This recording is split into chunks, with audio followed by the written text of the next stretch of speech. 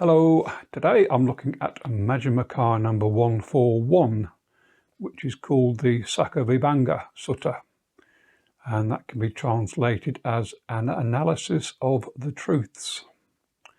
Now the location is Benares in the deer park at Isipatana, and the persons mentioned are Buddha or the Tathagata, the Sangha community of monks, and the monks Sariputta and Moggallana. Now this sutta is talking about the Four Noble Truths and the Noble Eightfold Path.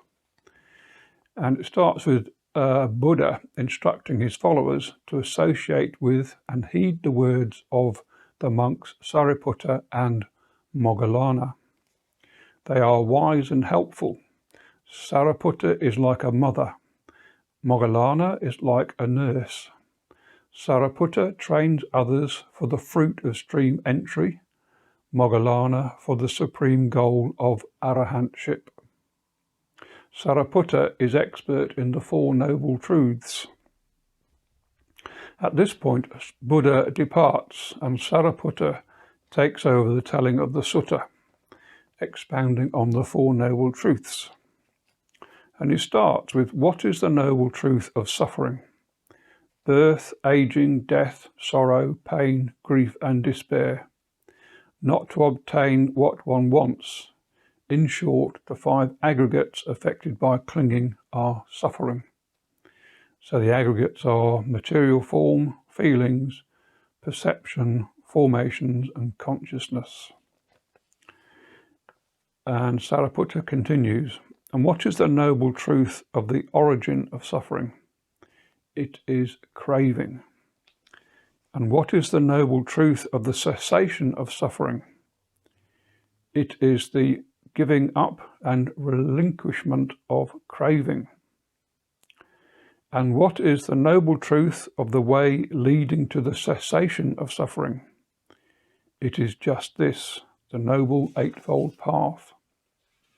And that is right view, right intention, right speech, right action, right livelihood, right effort, right mindfulness and right concentration. Sariputta then goes on to describe each.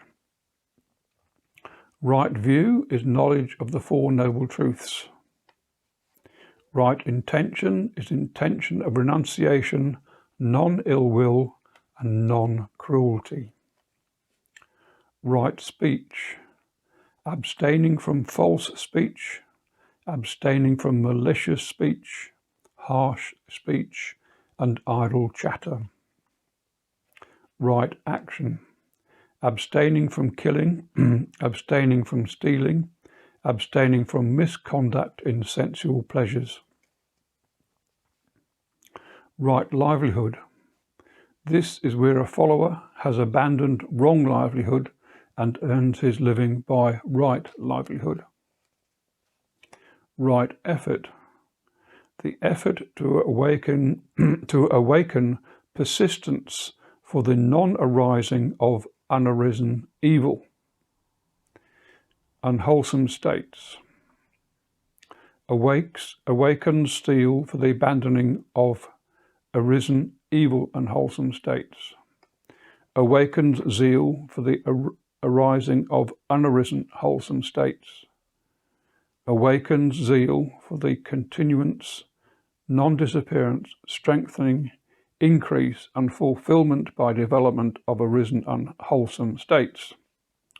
So I'm sort of imagining that as being sort of like the thought starts down here before anything evil and unwholesome has arisen, and using the mind to keep those arisen evil and wholesome states at bay, and then awaken zeal for the abandonment of any arisen unwholesome state that may have arisen or come up, and then awaken zeal or persistence for the arising of unarisen unwholesome states.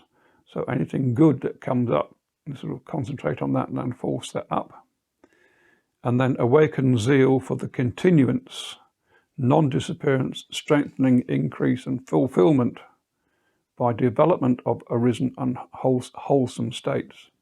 So sort of suppressing the unwholesome and encouraging and staying with the wholesome. So that's the right effort. Right mindfulness, having put away covetousness and grief for worldly things, a monk abides contemplating the body as just that, ardent, fully aware and mindful. He abides, that's the monk, abides contemplating feelings as just feelings, contemplating mind as just mind, and mind objects as just mind objects. That's not that they sort of follow through and everything else. Right concentration. Here Sariputta describes progressing through the jhanas. So the first jhana, secluded from sensual pleasures and unwholesome states, a monk enters the first jhana. Second, with the stilling of applied and sustained thought, the monk enters upon the second jhana. Third, with the fading away of rapture, the monk abides in equanimity, the third jhana. Fourth, with the abandoning of pleasure and pain and the previous disappearance of joy and grief, the monk enters the fourth jhana. Now this is what the Venerable Sariputta said, and the monks were satisfied and delighted in his words. And that's the end of Majjhima number 141, the SaccaVibhanga Sutta. Thanks for watching.